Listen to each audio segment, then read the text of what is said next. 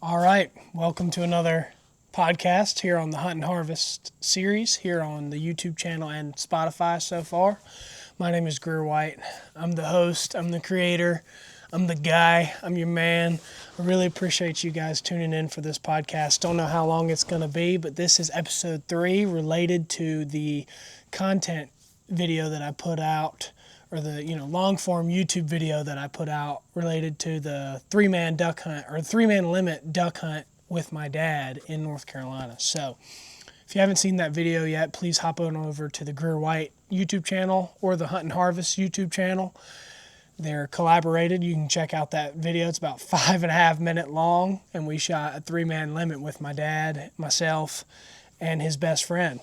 I'm not going to mention any locations or his friends or their names or anything like that, just because it's a very private spot they got there. But I was in North Carolina, and I was in the eastern part of the state, and I had a great time. It was a late January duck hunt before that 2026 January ice storm, freezing rain thing happened. So, and if you watch the video, you can see that we went in after the sun was up, which is not normally what we do, but they have been having some really good luck doing that, showing up a little bit after the sun rises, eat breakfast a little bit before, right when you would be probably racking your shells and having the decoys already out, we're over there eating breakfast across the road, which was solid. I loved having a full belly.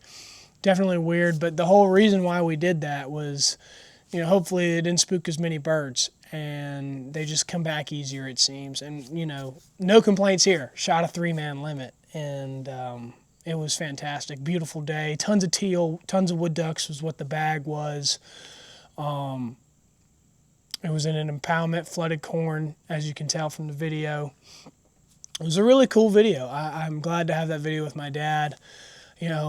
I think it's so important what I'm doing right now more than ever, because I'll have all these memories documented for myself, for my kids, for my wife, for my family, for all to see. I'll have all these sweet memories of my life, and I really think that starting this in my 20s was a humongous win. Honestly, I wish I started earlier. I wish I started when I was 16. But, can't go back in time. But here we are. And so I was just making sure the mic was connected.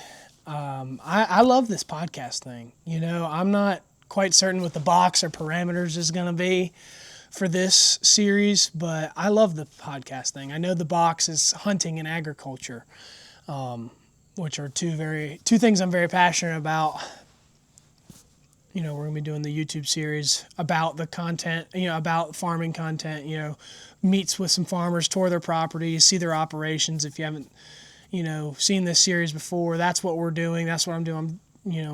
Touring farms, checking out their operation, going on hunting adventures, documenting both, on the YouTube channel, and then coming and sitting down and talking with the farmers, or just me and the camera staring down the barrel of the camera talking about how the hunt went or something agriculturally related. So I think I'm going to give myself less of a box even than that. I'm just going to talk about agriculture and horticulture and farming and pruning and peaches and, all these things that I'm dealing with, chickens, anything that I'm learning that I think is worth sharing. I'm probably going to start sharing it. But this episode, I'm definitely going to keep doing those parameters that I was just telling you about. I'm definitely going to keep doing the pod. I like this a lot because there's no editing. It's just me and the camera, and we're talking about things that I like. And I can have a guest. I cannot have a guest. I can do it at any time. I love it. So hopefully if you're listening to this, you either like duck hunting, like hunting, like agriculture, are a farmer, or just plain old interested in what's going on in that world. Or maybe you're looking to get into it. Or maybe you're a hobby farmer, maybe you're a backyard grower, a gardener, whatever. I really appreciate anyone who listens and finds my voice worth listening to. Maybe it's not that pleasing, but hopefully what I have to say has something of value for you. And I just wanted to talk about this duck hunt real quick. And what duck hunting means to me. It was nice. It's probably the only duck hunt. I think it's the only duck hunt I went on this year that was in North Carolina, which is where I'm from. If you haven't seen the South Dakota podcast, episode 1, or the South Dakota YouTube video, check that out on the @GreerWhite channel. That was a really good hunt. But this hunt was awesome because I was with my dad. We do that usually annually, once or twice a year. We're really lucky. I'm actually the 3rd generation that gets to go to this property with this family. They're really good friends and neighbors of my grandfather, and my dad grew up with them, and it's just been a humongous privilege to be able to be a part of that. You know, something that lasts 3 generations, a relationship, a community that lasts 3 generations is pretty special. I pray and hope that continues on after my father has passed, and, you know, maybe they have passed, the son, the family, lives on. I hope that we keep the connection going. It's rough when you only see them a few times a year to whack ducks, but honestly, that's a really special bond and a really special time to be together. So can't say I do that with that many people. So I definitely hope that continues. And if they ever watch this, I just hope that you know that those days, youth days, those hunts with my dad, all of them, they've been just absolute gold, And duck hunting is just a special one because I'd say it's my favorite hunt. I really like turkey hunting, and deer hunting's fun too, but a lot of sitting, and duck hunting's amazing. There's so much work involved usually with duck hunting. 3 a.m., labor, hiking, packing, treachery, all this stuff that you go through just to maybe see a duck. I've been through a lot to just hope that I get to see a duck. And it's not like that so much with the Farleys or what I was just doing. Cooper might come out here and ruin the pod or make the pod better. It's my soon-to-be wife. But yeah, usually there's a ton of labor involved with duck hunting, but sometimes there's not. Sometimes you get the sweetheart princess treatment, and that's kind of what this video was, and I love that. But also understand that you got to grind sometimes. You got to find the spots, you got to do the scouting, you got to do the planning, you got to do the blind creation, you got to do all this stuff. And it's very rewarding when you succeed, and you might struggle so hard and freeze your tail off just for a wood duck or a merganser. But sometimes when it goes really good, it makes all of the pain and suffering worth it.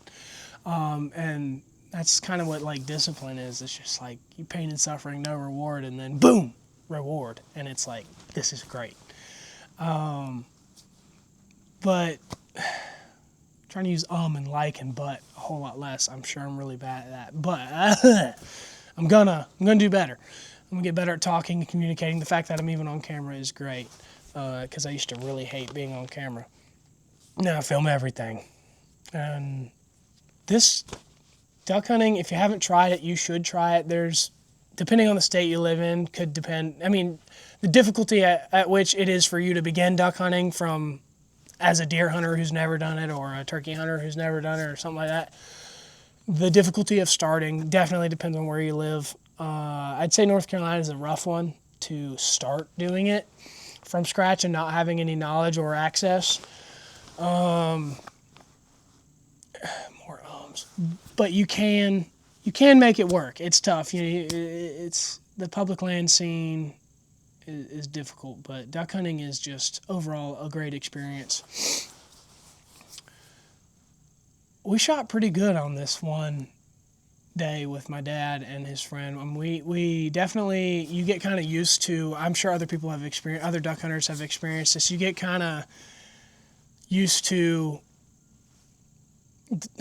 you get the feeling that you can pick your ducks sometimes. If you've got it really good, you're like, oh my gosh, I'm going to pick my ducks here. There's mallards, there's gadwall, there's pintail, there's teal, there's wood ducks. I'm not going to rush my limit away. How often do you get to say that and be like, yeah, I'm going to limit out today. God's the only thing that's going to stop me today, or me shooting poorly. But when you're rocking and everything's going well and you're thinking, oh, I'm going to pick my ducks, and that's when you're wrong. Usually, at least it has been for me. You're just like, no, you thought you could pick your ducks. Time to lock in and get those ducks, buddy, because they're here. Do not get greedy. Do not take it for granted. Bust them up, bag and tag, and get out of there. Yeah, I don't want to rush it away. I wish I could slow that moment down to a crawl. You know, those moments could crawl, and I would just, it's just beautiful. You know, play it over and over in your mind. You're like, I love that. Slow it down. Let's take it easy. We got the ducks. Let's keep shooting. Let's stay out here all day. Let's drag this 3-man limit out to just half a day. You know, keep on picking your shots and just, busting them, you know. Having a good time, but you really you get that mindset going. I swear every time I've got that mindset going, I always like, oh shoot, are the ducks going to come back? Am I going to shoot straight? Are we actually whacking them? Oh no, that one's wounded. You know, you don't want that. You want to whack them and be done, go get them, and just be stoked that you even have this gift, that God gave you this chance. There's this opportunity to marvel and to see his beauty in nature, and to bag a bounty and get to eat from it and clean it, and just, it's just overall a great experience. If you're a hunter, you probably already know all this, but it's cool to talk about. And I want to talk real quick about what I will plan on doing with this podcast. I know I did already a little bit, but I'm probably just going to start yapping about the things that really matter to me in my life as I go on, because I'm actually going to be doing this full time in the near future. Not the yap. I mean, yes, the yap is part of it. The podcast is part of it, but I actually plan on doing this full time very, very soon. Farming and content creation and all that. So it just means a lot to have these options, you know, YouTube, podcast, reels, selling stuff at the farm stand, selling the merch. You know, I have a lot of work ahead of me, and I want the opportunity to come on here and talk about my life and my struggles and what's going on in my life, and hopefully give you some value and connect on some principles that maybe you already have in your life, and we, you know, just have a good time, and we can all benefit from this. And if you guys enjoyed this podcast and want to hear more from me and see more of this stuff, it means a lot. Please leave me a 5-star review. Please leave a comment on Spotify, on YouTube. Please hype up the video, like, comment, subscribe. You don't want to miss the next video. I do post long form videos, and I do put a lot of effort into those, and I'm trying to get better and better. And hopefully this year you can come out and buy some peaches and some eggs and tallow and flowers and stuff over here at my roadside stand. I'll give more info on that on my Instagram and Facebook. I really appreciate you guys' help. Please support me by buying a t-shirt, liking this podcast, sharing it. I plan on doing this forever, and I think consistency is the answer here. Obviously, I want to improve my quality and make my content worth watching and listening to. And I've got a lot of ideas, so I'm very excited for this. And just thank you guys so much for watching. I really appreciate it. See you on the next one.